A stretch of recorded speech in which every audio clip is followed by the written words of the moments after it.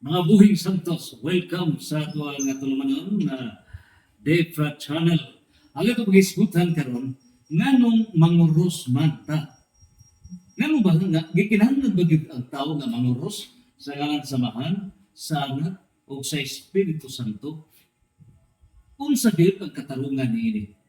Dunay objection sa ini nga dili kinahanglan nga manguros ang tao kay kung manguros ka nagkahulugan nga pabor ka na mamatay. Kay batud pa, kung dunay maligsan, dunay ikuros diha sa kalsada. In other words, kung ikaw manguros, nagtawag ka para sa kamatayon, dimanas ang pagpanguros. Mao kanay hinanggaw in taon na una-una, pasayo pa sila. Now take note, we have to fight against this deception. Dunay limbong nagidid-an ang tao sa pagpanguros. And there are 13 reasons why everyone should have that sign of the cross. Kinahanglan, muhimo kitang sign of the cross. Manguros kita. Napulog-tulog kini kakatarungan. Number 1. Unang katarungan nganong manguros kita. We have to acknowledge it is a sign of respect. It is acknowledging the most holy Trinity, Santissima Trinidad, Diyos Amahan. So ang Diyos na Amahan, mao ang magbubuhat, the Creator. Mao nga diya sa ulo. God the Father is the Creator. Diyos Amahan. Sa ngalan samahan, sa anak, nganong anak, di aman sa tiyan. Tungod kay si Jesus, gipanangkon sa mahal na Birhen. In other words, ang anak di sa tiyan, gipakatao sa mahal na Birhen. Unya sa ngalan sa mahal, sa anak, Espiritu Santo. Nganong Espiritu Santo? Sa wala na kamot, sa tuo nga kamot, larawan ka na sa duha usab ka TL. The Holy Spirit. O kining Holy Spirit is God the Holy Spirit. 3 persons in one God. So kini mo misteryo sa Dios. Role sa God the Father mao ang magbubuhat. Role sa Dios na anak, siya nagpakatao kay siya mo'y hari nining kalibutan in the kingdom without end. Kundi Espiritu Santo ang ato nga kinabuhi gikan sa Espiritu Santo. Genesis chapter 2 verse 7. So sa atong pagpanguros, we salute, we acknowledge the Holy Trinity. Sama ba nga mabuta sa atong balay, mo amin kita sa atong ginikanan, misaludo ta sa atong ginikanan. Unya, dunay mga timaan signs. Ug kining pagpanguros, mao ni pag-amin nato sa Diyos Amahan, Diyos na Anak, Diyos na Espiritu Santo. Dili kita muduol sa Diyos na Amahan, Diyos na Anak, o Diyos na Espiritu Santo. How ungrateful are we? So kining maong pagpanguros, number 1, Holy Trinity. That's a sign. Unya, sama sa traffic. Kining traffic o green, you go forward. Yellow, hinay ka na. Pero kung puwa, you have to stop. So doon ay mga timaan.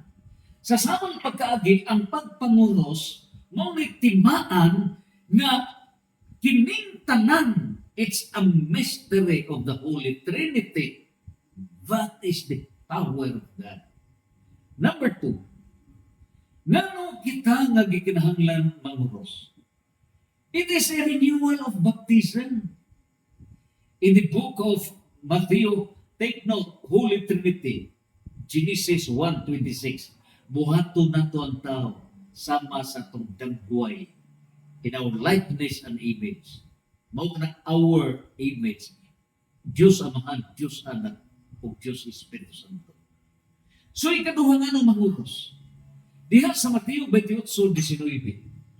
Gisugo ang mga apostoles, bunyagi sila sa ngalan sa Amahan, sa Anak ug sa Espiritu Santo. So kining pagbunyag in the name of the Father, of the Son, and of the Holy Spirit. Mateo 28:19. So matang panguros ka nato, it is a renewal of our baptismal graces. Now take note, nganong bunyagan ang tao? Bunyagan ang tao to solve that original sin. There are two kinds of sin. Original sin and actual sin. So ang original sin, sa lahat nga panundon, gikan sa unatang kinikanan. That is original sin. Sin from our first parents.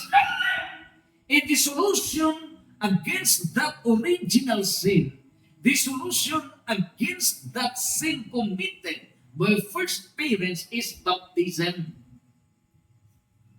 So kini karon usab nga doon natay actual sins ikaduhang klase ato na nang sala, and the solution is confession. So matang panguros nato, we are renewing gipag-o nato ang sakramento sa bunyag nga nagkahulugan nga kita bag-o na diha ni Jesus, nagpapas ang original sin. In other words, sa atong pagpanguros, we are saved away from original sin. O kita gisabak ni Kristo with Mother Mary as the second Eve, and Christ is the second Adam. So sa atong pagpanguros, mitalikod ta sa sala. O kita giagap sa second Adam, who is Christ, second Eve, Mother Mary. Sumo kini renewal of baptismal graces, sanctifying grace. Nang karon ang ikatulong reason ngano nga manguros ta. Niya kini sa Lucas 9:23. Ang atong pagpanguros, it means that we are disciples of Christ. Followers na ni Kristo. So if we are anti-Christ shall never make any sign of the cross. But followers of Christ are disciples of Christ. And disciples of Christ have to take the muhimo o sign of the cross. Lucas 9:23. Unsa bay giingon sa Lucas 9:23? Kung kamo sumusunod nako, carry your cross and follow me. So kining pagtimaan sa cross, naglarawan ka na nga disipulo ta ni Kristo. We are followers of Christ and we follow Him. Ano ba? Tungod kay Colosas 1:18. Unsa man sa Colosas 1:18, kita ang mystical body of Christ. Kita mo'y lawas ni Kristo. That Christ is the head. So, being the mystical body of Christ, we are the disciples. Musunod ta asa ang ulo, musunod ta. So, kini karong pagpanguros nato, nagtimaan ta nga kining maong lawas sumpay sa ulo, and the head is Christ.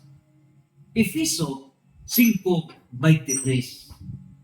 Luwason ang simbahan diha ni Kristo. And that is the sign of the cross. Kung dili ka buo, if you want to be detached from Christ, if you want to be detached from the head, then dili ka manguros. You are not part of His church. So that's the importance sa atong pagpanguros, body of Christ, disciple, followers of Christ. Reason number 4. Imagine, mo na nga, mailahan na to, unsa pa ni, pro-Christ o anti-Christ. If you are pro-Christ, you have the sign of the cross. It indicates ownership. Kinsa ka, kinsay imong agalon. That's ownership. Kaya di panayag man nga ang mga karnero mamati man sa iyang agalon. John 10 verse 27 to 28. Reason number 4, kining pagpanguros, naglarawan ka na acceptance of sufferings. Mo'y pagdawat sa atong sufferings. Nang karon, gikinahanglan ba ng mga followers of Christ, Christians, have to suffer, have to accept whatever sufferings? Yes. In Luke chapter 9 verse 23 to 24. In Matthew chapter 10 verse 34 to 39. Mudawat ang mga sufferings through trials. Dunay mga pagantos. Dunay mga trials, mga pagantos. And so, ang pag-sign of the cross, naglarawan, we do not refuse trials and sufferings. Kini karong protestante, kini karong anti-Christ, will never accept trials and sufferings. Dili. Ngano? Because the result of trials and sufferings, ang resulta sa trials, mga pagsunay o mga sufferings, mao ang pagkasantos. It is only the church founded by Christ na dunay mga santos. O kana mao ang timaan sa cross, acceptance of sufferings, acceptance of trials, mo resulta sa pagkasantos. Mateo 5 verses 3 to 12. The 8 Beatitudes mo resulta sa pagkasantos. So, nga nung mawalay mga santos ang nagkadaiyon mga relihiyon, dili mo dawat og sufferings. They refuse. Dili mo dawat sa sufferings, dili mamuros. Cross, naglalawan, pagsantos sa tao. And so, nining tanan na kana sa Lucas 9:23. Nini putuha karon. Diya usab kini sa Colosas 1:24. Mo resulta kana sa holiness, pagkasantos. Reason number 5. Ngano manguros ang tao. This sign of the cross is both self-defense and offense. Unsa may pasabot og self-defense? Mao ni depensa batok sa attack ni Satanas. Because sa atong pagpanguros, larawan ka na nga gilansang sa cross si Jesus, pero dito sa cross kita gitubos. It was through the crucifixion of Christ that He won over the devil. Ang sayop na panguna-una, pagkamatay ni Jesus, si Kristo na pwede. No. Take note. Retreat one step, reserve 1,000 steps forward. Busa, sa pagkamatay ni Jesus, nabanhaw siya. O pagkabanhaw ni Jesus, gikan sa kamatayon sa cross, diha na ulawan, midaog ang langit. And so sa pagpanguros na to, it's a self-defense against temptations, self-defense against trials, labaw sa tanan, self-defense against the deceptions of the devil. Maunay panaggang batok sa dautan. Na ang Antichrist, dili gidid-an ang tao na manguros. Ngano, para dili magapanagang sa kahum sa dautan. And besides self-defense, ang sign of the cross is offense. Meaning to say, ang sign of the cross, ang pagpanguros, mauni ang pagkulata ni Satanas. Ngano? Because paghimo ni ining sign of the cross, it announces our cooperation with Jesus. Mauni cooperate nato sa atong Ginoo diha sa pagpakig-asdam sa gingharian ni Satanas ning kalibutan. It fights against deceptions. Reason number 6, nga mong manguros ka. Because diha sa pagpanguros, naglarawan ka na para sa gingharian ni Jesus against the kingdom of darkness. Kini na itong pagtimaan sa cross. Naglarawan kini nga ang gingharian sa Diyos niining kalibutan magmadaugon versus the kingdom of darkness. Ang Diyos nga mahal miingon sa iya kanag ang imong trono o Diyos mulungtad hangtod sa kanturan. Hebrew chapter 1 verse 8. Unya patuman ba kini? Yes. Revelation 11 verse 15. Mao kana ang reason, and that is the kingdom of God on earth. Now, number 7, unsa tay ikapito nga reason ngano nga manguros ta? Take note. It is crucifix love. Crucifix. Nganong crucifix? The first kining nagtindog, vertical. The first to the third commandments, mao ni ang gugma sa tao kadto sa Dios. Ang horizontal, mao kini gugma sa isig katao. 4th to 10th commandment. So napurma ka na og crucifix love. O kining crucifix love, mao nagingon sa Mateo 22, 36, 37. Mao nagingon, gugma sa Dios, gugma sa tao, ngadto sa Dios, gugma sa isig katao. O 1 Corinto 13, 1, ngadto na sa 13. So mao nagkanati ang crucifix love. So niining tanan, it is a compliance of the love commandment of God sa atong pagpanguros. Crucifix. Mao ni power gahom sa Dios. Number 8, ngano ba nga manguros ang tao? Nagkahulugan ka na og victory over the flesh.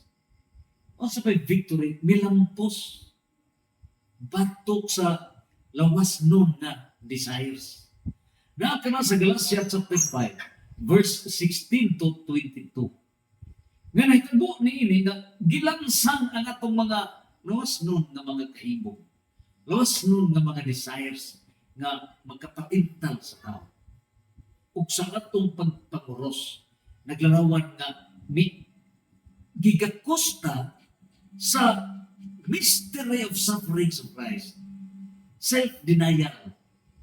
So, pag gakos na nato sa gahom ni Jesus, nga He suffered in order to fight against temptations. Hindi po ito malikod ta. Roma 8:6 nga gihuna-huna nato ang mga butang dili kalibutan kundi nagitnon integral salvation. Mo nagingon sa Second Cleric Council of the Philippines, integral salvation, kaluwasan sa lawas ug kalag. Ug busa ining tanan, mao nay mudaog ta. Mateo 10:28, ayaw kahadlok mopatay sa lawas, dili makapatay sa kalag. Kung dili kahadlok ang Dios, nga maoy iya sa tibok nato nga kinabuhi. So sa atong pagpanguros, perfecta nga nisunod ni Kristo. Mao nagkana mudaog ta, mahimong living saints. Unya ang resulta niya na Revelation 21 verse 4. Sickness-free society. Grabe. Sickness-free society, deathless society. So naining tanan, atong gisunod ang behavior of Christ. Mao may model na to. Colossus 3:5 ngadto sa 15. In other words, the entire personality of Christ, din siya gilansang sa cross, atong sa pupok, may duol taniya so that we can follow Him. Mo nang mag-victory over the flesh. Mo nang manguros na as follower of Christ, not anti-Christ. Now, number 9, ano ba, na manguros ta? Because sa atong pagpanguros, it means we are reconciled to God. Pag pagkasala gud sa tao, during our disobedience, pagsupak sa plano, kabubuton o balakon sa Dios, nabugto ang atong relasyon sa Ginoo. Busa sa atong pagpanguros, mo kini. Pagpanguros nini gidugtong. We are reconnected with God. So Roma 8:16. Mo kini ang reconciliation with God. Reason number 10, nganong manguros na? Naglarawan ka na forgiveness of our sins. Imagine, so ninipuntuha kunwa papatuloy ang buko ni Jesus sa pagbayad sa atong dakong mga sala. So, do na tayo maani nga forgiveness of sins. Mo kanay nagpaila nga mapasaylo ang atong mga kalapasan. Reason number 11, sa atong pagpanguros, naglarawan ka na nga pinaagi sa pagpasakit ni Jesus, gibag-o ang itong kinabuhi. So in every sign of the cross, we are reminded nga ang resulta na ining tanan, mahimutang bag-o kinabuhi diha ni Kristo. New life with Christ. And number 12, kini nga atong pagpanguros, unsa bay kahulugan ni ini? It is victory over sin and death. Mao gyud ang atong kadaugan. Ang buntog ang kamatayon. Sunod ka na sa 1 Corinto 15:26. The last enemy nga buntugon ni Kristo mao ang kamatayon. Duha klases kamatayon. Spiritual death and bodily death. So far, buntugon ang spiritual death. Meaning, dili mainterno ang tao. Apan mabot yun ang panahon in the new heaven and new earth. Both body and soul, both spiritual and bodily death shall be conquered. Mabot ang deathless society. So, ang ngalan sa tao, malista sa libros kinabuhi. Revelation chapter 3 verse 5. Revelation 21 verse 27. Ikanapulog-tulong nga reason nga manguros ta. Nagkahulugan ka na o transformation. In other words, giingon sa Second Plenary Council of the Philippines, ganun ay sinful structures that we have built. Kita pa'y gagamba sa mga sistema, sama sa hukbahay, sama sa there are systems na gi-institutionalize and implemented even by the governments of the world. Kining example, sinful system, guba, military system. Is it God's way? No, dili. Ang guba, military system, applicable ka na before Christ. Pero pagkatao ni Kristo, no more military system. No more. Mauna ang Mateo 5:43 na ito sa 44. Ingon ini, bag-una. Wala na'y gubat. Gipanagda ka na sa ni Propeta Isaias. In the New Testament, wala na usay gubat. So, ang old system, gubkon ka na. So, sa atong pagpanguros, there is transformation. Total yun gagkausaban. Ngadto na sa new heaven and new earth. Sanctification. Mauna ang pagsantos.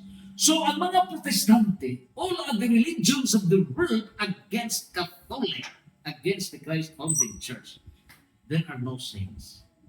No sanctification.